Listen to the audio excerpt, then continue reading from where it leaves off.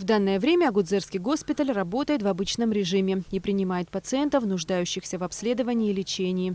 Это абхазские, российские военнослужащие, сотрудники силовых структур, а также гражданское население. С недавнего времени госпиталь начал оказывать помощь инфекционным больным со всех районов Абхазии.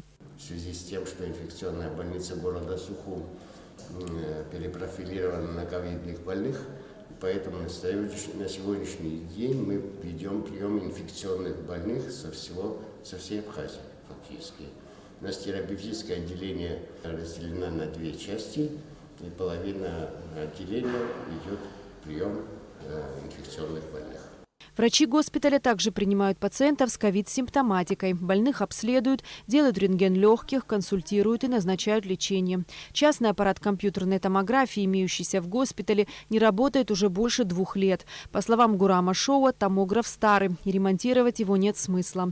Кроме того, в медучреждении есть лаборатория, где берут анализы на ПЦР. Затем биоматериал отправляют в республиканскую лабораторию СЭС. Ежедневно мы принимаем 20 тестируемых больных, и столько же мы больных обследуем. Обследуем больше, чем 20.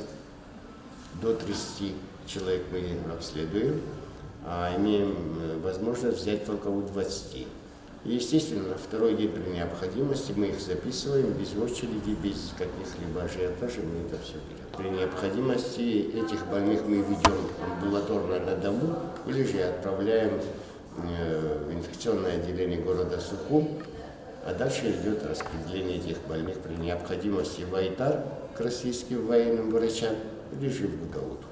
Врачей и другого медицинского персонала в учреждении достаточно. Кроме того, бригада Агудзерского госпиталя дежурит посменно в Гудаутской ЦРБ. У нас очень много персонала среднего и врачебного работает в Гудаутах по расписанию. Занято 9 врачей и 18 медсестер. Несмотря на отсутствие ремонта и нормальных условий для приема пациентов, госпиталь продолжает полноценно работать. Гражданское население, обслуживаемое больницей, составляет около 25 тысяч человек. Эсма Голанзе, Тимур Гугохи, Абхазское телевидение.